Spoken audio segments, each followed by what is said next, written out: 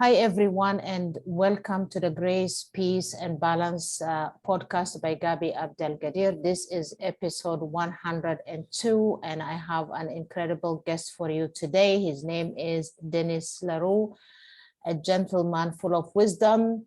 He just taught me something new, just so you know, but we're not going to share it with you because it's a secret.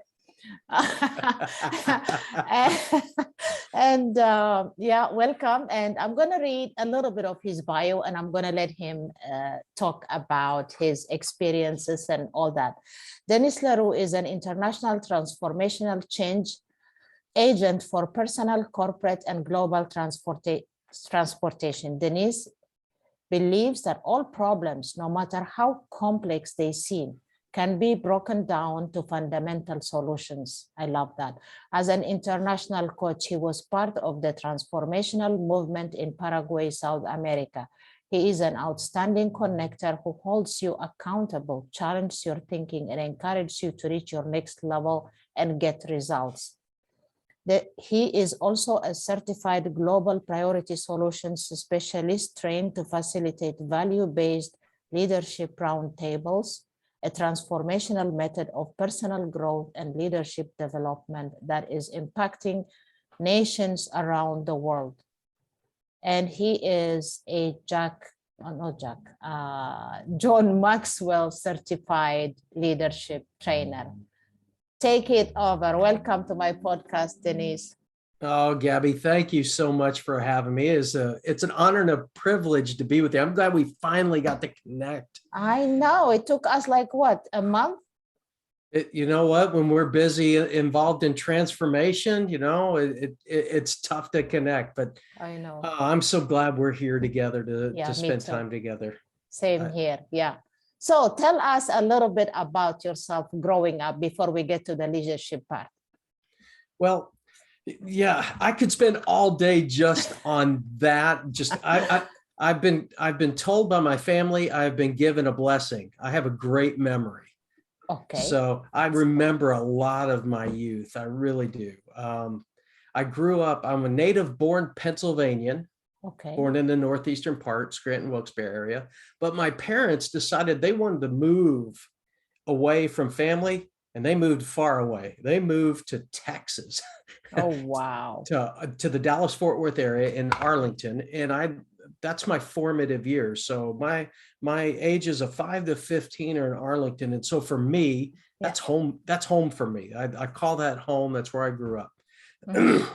So as a kid living in that part of Texas, I found my love for sports. I've always loved sports. Just you name it. If it has a ball, I love playing it. I loved soccer and football and basketball and baseball and loved running. I picked up running as well. I played all of those sports. I loved them. I was always outside. I was one of those kids that as soon as I could go outside and officially knock on somebody's door to go play, that's when I was out. Those are my summers. By 8:30 in the morning, I was that kid knocking on the neighbor's door. Hey, can you come out and play? And then we're playing the rest of the day, just sports and all throughout the neighborhood. That was me. I was a very outgoing, just happy kid. Loved collecting things. I collected baseball cards as a kid and have very fond memories. Still have quite a bit of those cards. Sports, collecting, those were my biggest things as a kid. I wasn't much of going to school. I loved school, but I wasn't great at it. My favorite part of school was seeing my friends. I was the social butterfly at school. I said hi to everybody at school. I was one of those guys. I loved going to school to see people. It wasn't necessarily doing my grades. Now, I did get good grades, but it wasn't because I was putting in tons of effort. We'll just put it that way. I was pretty good. I was really good at a lot of things, but not great at really anything. That's kind of me growing up in a nutshell, just as far as my young years. My parents decided to move back to Pennsylvania during my high school years. So back into the northeastern part where I graduated, played sports, went to college for a year, After my freshman year of college, one of the funny things is I ran track and cross country primarily in high Oh, school, wow. ran competitively in college. The good thing was I was really good at running. The bad thing was I wasn't running to class. I was running from class, and my college GPA showed it. So after Oh, my wow. freshman year of college, I moved back to, my parents decided to go back to Texas again. That's a whole separate story, but I moved back with them, went to a junior college, met my wife and joined the Air Force, and then saw the world from there for the next 23 years. Also, you were in Air Force for 23 years? I did. I retired from the United States Air Force after 23 years, 1 month and 29 days. Oh my God, you also have the numbers correct. Great memory. So how did you get into leadership? What got you to get into leadership? You know, that's a great question. And I can't really, I can pinpoint benchmark moments as a kid, but I really didn't get into leadership until I started reading about it in my Air Force career. One of the books that they gave us to study for promotion and just promoting the, just understanding our job, like we would at corporate jobs, we give people kind of a handbook, or we give them a briefing about the culture and what to expect in their job and training and all that. Well, one of the chapters I had to read in this book was leadership. What do you remember the title of the book? It's the Air Force Professional Development Guide. Oh, It's about a okay. 400-page book that covers everything from leadership to the history of the Air Force to different aspects that every airman, NCO officer should have an understanding of throughout their Air Force career, regardless of what they do as a daily job.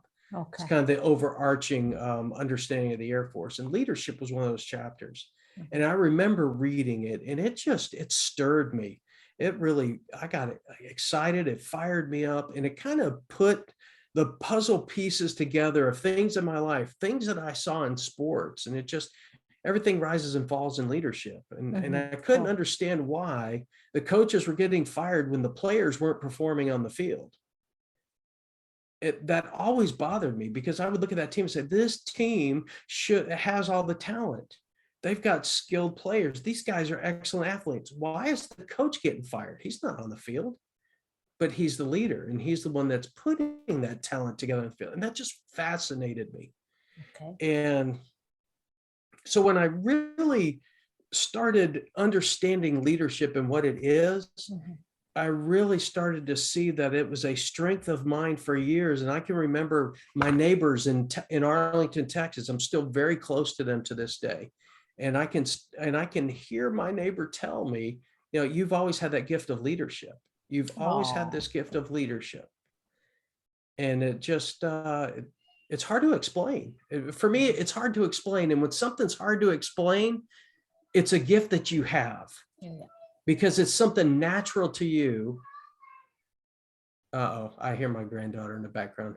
Granny's got so her. cute. Granny's got her. Okay. My granddaughters are here. Okay. So when you're really good at something and it's something that comes natural to you, it's really hard to teach others to do it, because it's something that you do without thinking.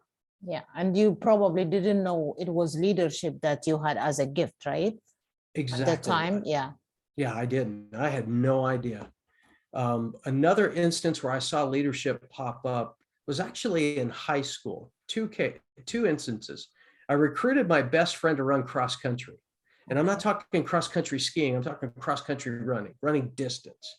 Oh, wow. And I remember talking to him about it. And he's like, he's like, Dennis, I don't want to run cross country. I'm like, look, you get a varsity letter.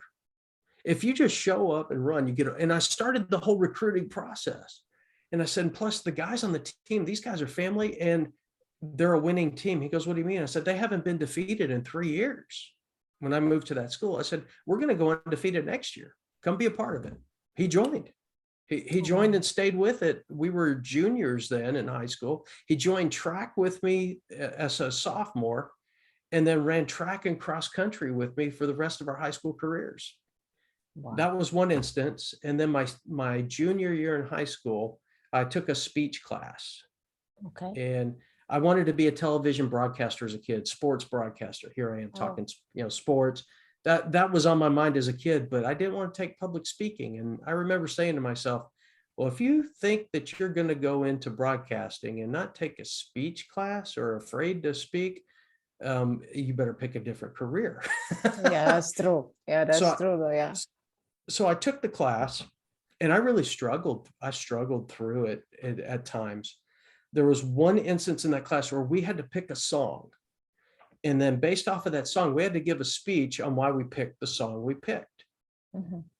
So I picked my song and I gave my speech. And it was one of those underdog speeches Okay. because the song I picked was Phil Collins' I Don't Care Anymore. Okay. That was my song. Mm-hmm. And I don't remember the whole speech, but at the end of the speech, the look on my classmates' faces after I gave my speech, you could have heard a pin drop. It wasn't clapping or anything like that. I remember a friend of mine saying to me years later, social media came out and we connected on social media. He said, I still remember the speech you gave in high school. And that speech, that day, you earned my respect.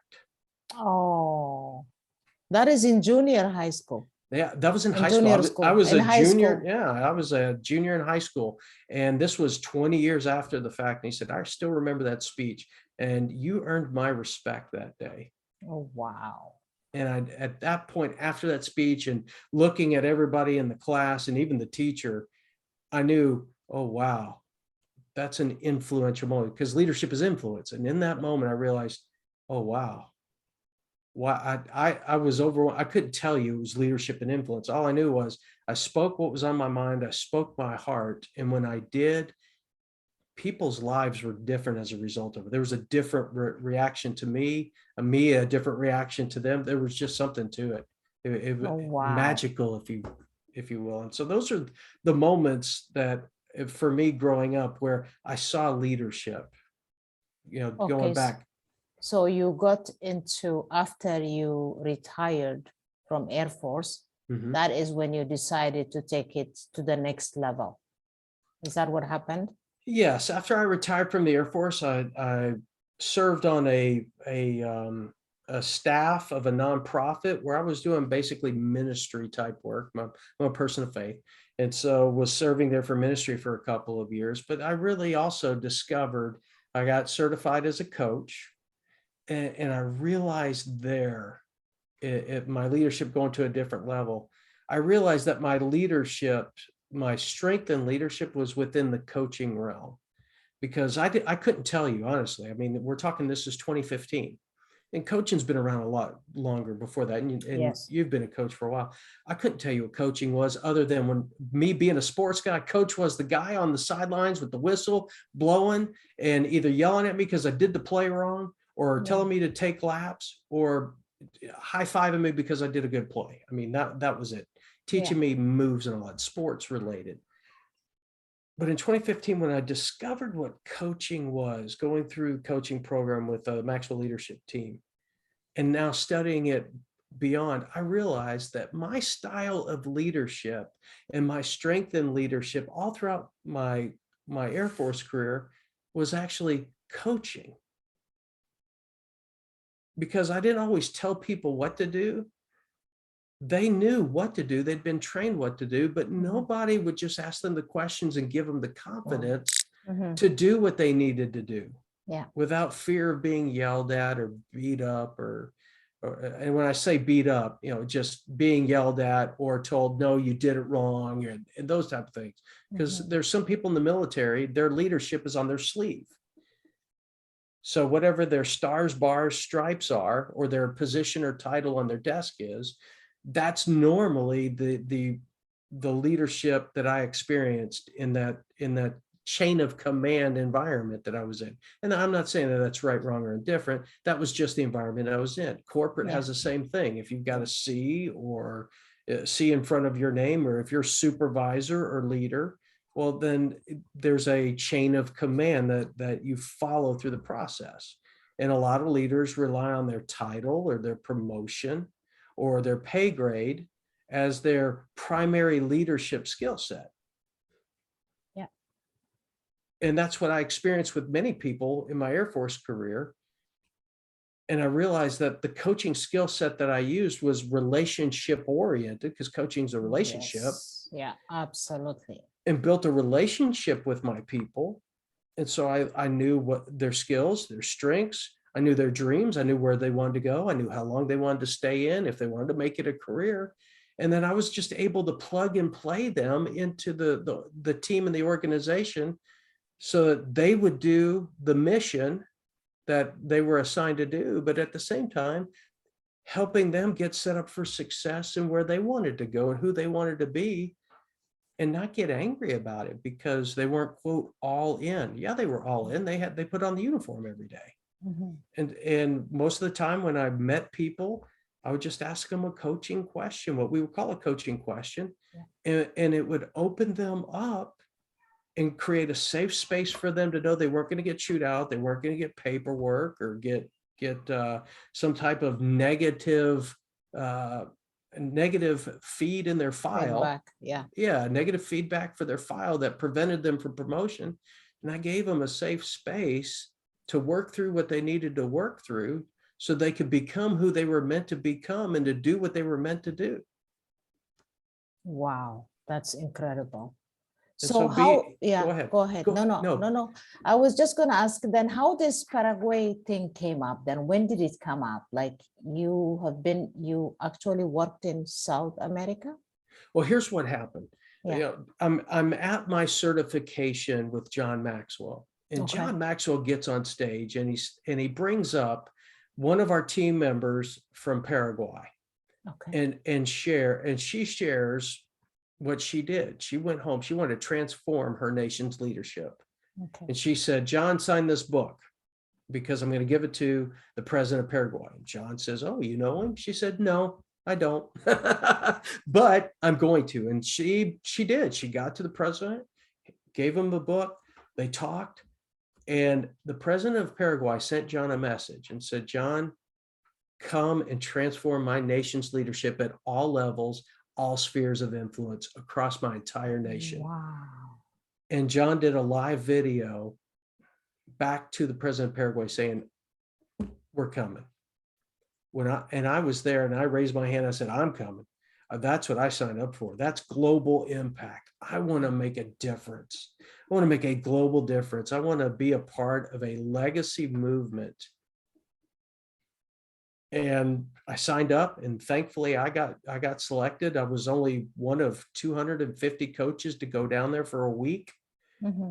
And we trained and we facilitated values-based leadership roundtables and trained facilitators at every level across the government, across the entire country. We're talking government, sports, businesses, corporate, small businesses, restaurants, schools, dojos, wow, politicians, everywhere. And over 20, I think it was 20 to 25,000 people were trained. And when we left, mm-hmm, they were then to continue that momentum. And right now, the last time I heard, nearly 600,000 people across that country have gone through values-based roundtables. I can remember to this day, I was in with another team, and we were training the healthcare administrators, mm-hmm, and the lead healthcare administrator for the entire country of Paraguay was in the room. Wow. And so we finished, it was a 3-hour training. So we finished the first hour and a half where we trained and demonstrated what these values-based roundtables look like. And at our break, before they went into their own rooms and did them themselves, and then we supervised, the lead healthcare administrator came up to me and she put her hands on my shoulders and she leaned in and looked me dead in the eye. And she said in beautiful English, Dennis, you are an answer to my dream. I'm going to be honest with you that I get emotional just sharing that right. I went back to my room that night and I bawled my eyes out. I just Oh, cried my eyes out because who doesn't do what they do and want to hear that you are that, the answer to their yeah, dream, that you made such a difference in their life. You were the person that they were praying for. You're the person that they were seeking. You're the person that the knight in shining armor, so to speak, you're that one person that God sent to answer something that they have dreamed about their entire lives. And we were bringing, going back to the complex problems that are fundamental, we were teaching values. yeah, And we would say here on where we're at, I mean, in North America, we would say values are basic. We might even look down on them because they're fundamentals. yeah, We already got this. yeah, Do we? I yeah. think we need to go back to our fundamentals, right? But that's what we were doing there. And they were seeing for the first time how important values are, because they were not just seeing it as getting promoted or this is something good for our organization. They were seeing the bigger picture. Oh, I can take this home to my families. Oh, I can do this in my college dorms with my friends. I can do this with my family when they come over for dinner on Sundays. Their lights, it was amazing what we saw. Expanded. Yeah, Just so expanded. yeah. And that's what blew me away, because it was so simple. Was so It simple. But my question is, the book that she gave to the president of Paraguay, was that one of John Maxwell's books? it was. Which If one? What was the title of it? Just curiosity. I'm trying to remember. I think the book that she gave him was called Intentional Living. I think that's the book it Intentional was. living. Okay. I think that's the book. Okay. Intentional living. I like the title It, of it. I don't have that part. I it, have about 3-4 books of his, but not this one. that whole shelf is John for me. I Oh think it my was God. Intentional Living. I'm not 100% certain, but I'm pretty sure that was it. Okay, we can research it, but that was incredible. And then you came back from there, you started working. So who do you coach right now? What is your passion like, to coach in groups? Do you do one-on-ones, or you just focus on corporations? What do you do? A great question. I do a little bit of all of those. I do love small groups, facilitating small groups. My three strengths are these. It's teaching, facilitating, and coaching. And so small groups allows me to do all three of those. Yes, My great. heartbeat is one-to-one coaching. I actually coach a lot of coaches. Okay. That those are the people that seem to resonate with me the most. I do have business owners and people of faith that come my way, but primarily I get a lot of coaches that want coaching, because coaches need coaches, right? Absolutely. We And all it's do. We all have yeah, coaches. Yeah. and it's a relationship. And as coaches, we're looking for people that we trust. I mean, in business, we do business with people we know, like, and trust. Yeah. And so it's looking for that coach that is a trusted advisor, somebody that they know cares about them. It's not about the money, but wants to get the most out of them, because not only do coaches value coaching, but they're also looking for those coaches that can pour into them. And that's my heartbeat. I love pouring into coaches and just breathing life into them. That's my word behind me. My life word is inspire. If I can breathe life into the coach, just give them that little bit to keep them going, to keep them growing, and to keep multiplying their influence. I love doing that. So my heartbeat is coaching coaches. But there's also, we get that intuition in us, and there's that person that comes up to you and you just know you're They supposed to need coach them. help. Yeah. You just know it. And so Absolutely. I pour into those. So I'm very intuitive and instinctive. And so when somebody comes and I really know I'm supposed to coach them, I coach them. I take them on and I coach them. So to answer your question, I do small groups.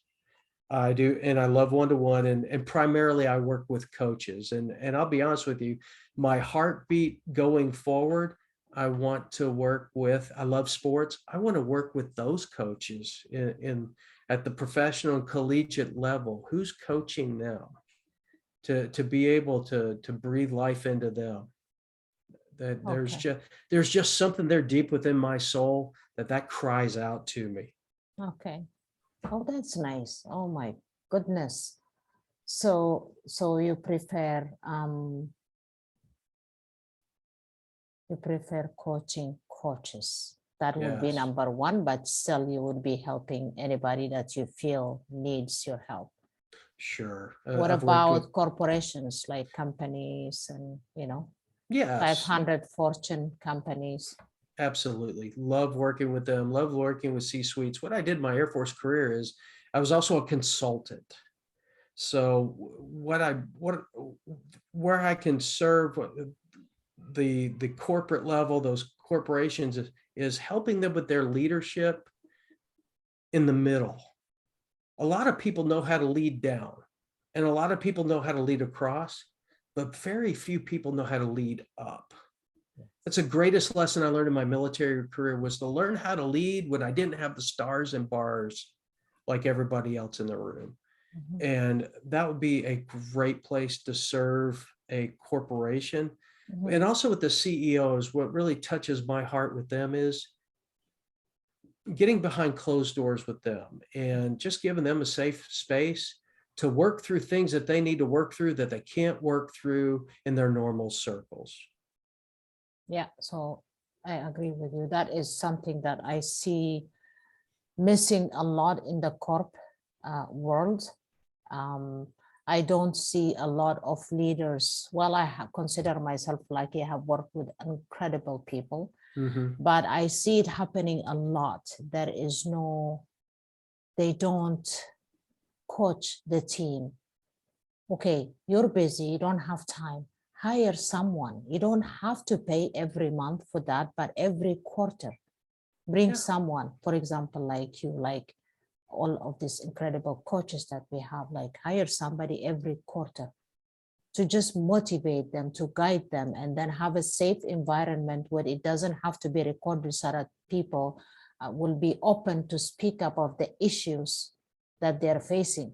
There is that fear also that Mhm. I have seen. People are afraid to open up and talk about what issues they have. And then even if they did, who is listening? In my opinion, a great leader should be a great listener and should be discreet at the same time, not like Denise told me this and then I go tell John tomorrow and then John will tell Jane. You know what I mean? That Right. is not leadership for me. So I think, Absolutely. yeah, It's not good coaching either, right? I mean, no, the reason why the good coaches are the great coaches is because they provide that safe space, that exactly. confidentiality. Yeah, Uh, confidentiality. Yeah, and safe space. Like you said it a few times, and I really respect you for that because not everybody understands that. So I have seen that, and I think a lot of the corporate environment, corporate world, the companies I have been in, like I have always said, why don't you hire someone? Oh, your Bob Proctor, he wants 20,000 for like 1 hour and this and that. It doesn't have to be, may he rest in peace, right? It yes, doesn't have to be Bob Proctor. It doesn't right. have to be Tony Robbins. There are so many incredible coaches out there, leadership leaders out there. Exactly. And also I would say to those companies that are saying, well, Bob Proctor charges 20,000, how much money, if you're going to look at the price, take a look at your turnover in your organization. How much money have you invested in in bringing in new hires, new leaders that leave within a year or 2 years? How much money was invested in their training and to onboard them and bring them in and they left? I Mhm. guarantee you it's more than $20,000. Oh, you bet. Yeah, you bet. That Why, is that. why, yeah, why not invest? It's an investment. People are an investment because without people, your companies don't exist. Exactly. The people make the company. So it's either like a great company or there is a lot of turnover. Right. And Yeah. people that are, if the company invests in the people, that's a level of leadership to show your people that you care about them. And when you care about them, they'll start caring more about you. They'll start to say, you know what?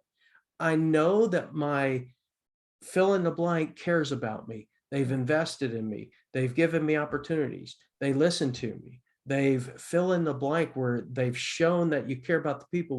When a leader cares about the people will follow that leader and they'll go the extra mile. They'll put Yes, in the extra time. They'll absolutely. they'll start producing. But if people don't think the leader cares, then the people are going to show up at 8 or 9 o'clock, whatever their time is. They'll take their break at whatever time it is. They'll take their lunch at whatever time it is, and they will walk out the door whatever that time is. Yeah, absolutely. They will give you the bare minimum. Yeah, yeah. So yeah, that was incredible. Like, I really love this conversation. Anything else you want to add? Wow, I'm really passionate about leadership, because if we get that right, if we get the leadership right, and the leaders growing themselves, like we said, the coaching and they're investing in them, if I hear John Maxwell right now, it's the law of the lid.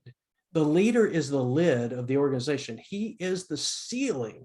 So everybody else is doing this. And if the leader doesn't grow himself and doesn't get that coach, doesn't invest in himself or herself, then people do this. And after a while, the really good ones who want to grow, they exit stage right or stage left. True. So true. Yeah. But when the leader pours into himself and opens his lid, the people come with him. And he's able to pour into them. She's able to pour into them, and they grow together. That's such when I got that concept of the law of the lid, I didn't understand it. I don't know how many times I read that book, The 21 Laws of Leadership, before that finally clicked. And when it finally clicked, it's like, just that little bit. It's a sponge.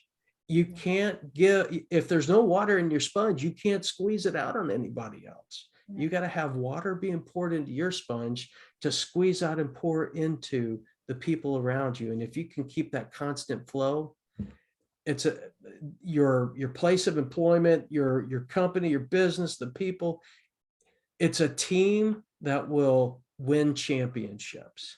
Absolutely. Absolutely. That was amazing. That was incredible. Oh my God. I would love to do a round 2 of this conversation. Absolutely, Gabby. I would love this. Thank you so much. Thank you for this opportunity. I've enjoyed being with you. Yeah, thank you so much. Okay, you have one last advice? Because I have a personal question that I'm going to ask you before we. Sure.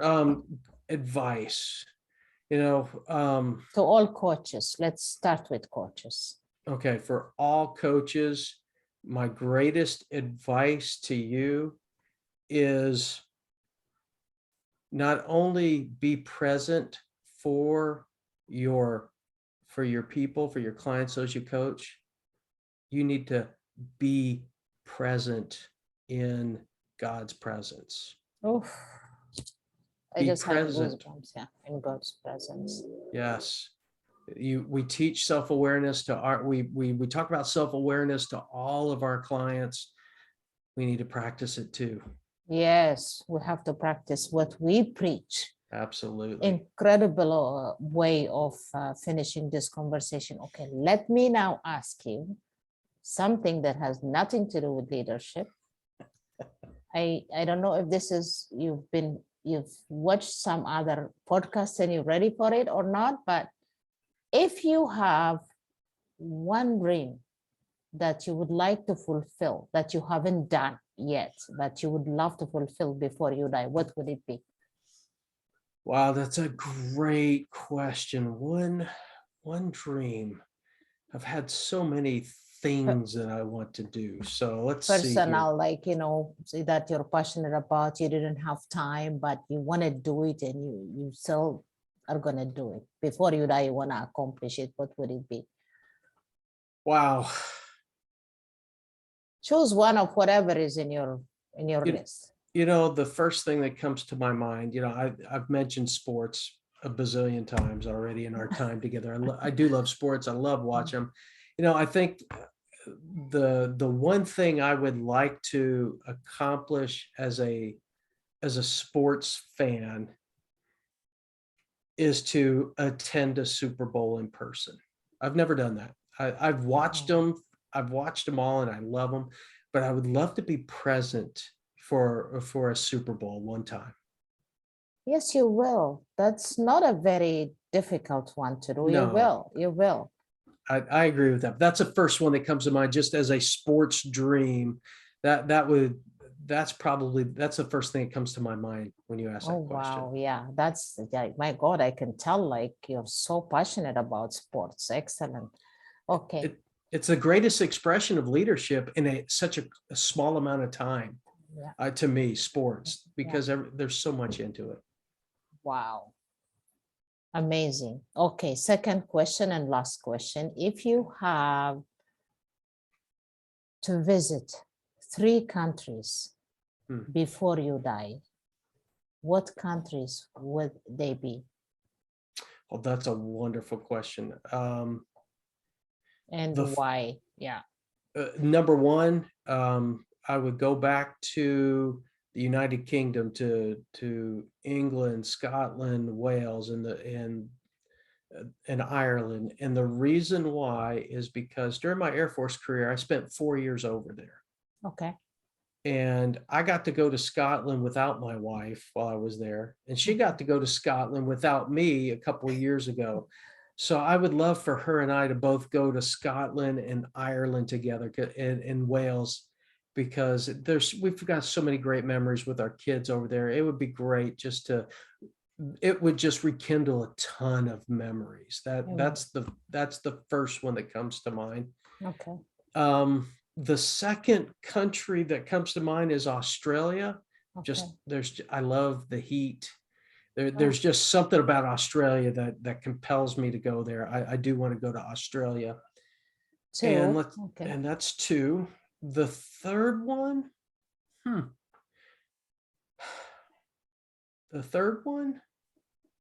wow. I think the third one would be, wow, there's so many that come to mind.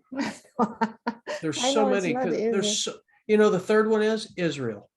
I've never been to Israel, and as a person of faith, that's just a place that calls me to come visit, to Excellent. just be on the Yeah. ground there, to Yeah. be on that sacred ground where so many historical events, where Jesus walked, where his disciples walked, and seeing some of the buildings that are there that are literally thousands of years old.